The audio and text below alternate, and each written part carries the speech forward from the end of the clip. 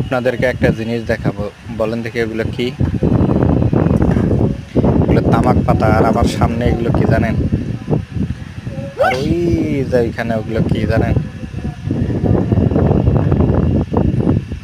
এগুলো হলো গোবর, যেগুলো গরুর পিষ্ঠা।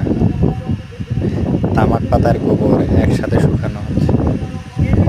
এগুলো দিয়ে আরো জর্দা, সিগারেট, গুড়, নেশা জাতীয় দ্রব্য বানানো হয়। দেখুন কত সুন্দরভাবে শুকানো হচ্ছে ময়লা আর তামাক পাতা একসাথে।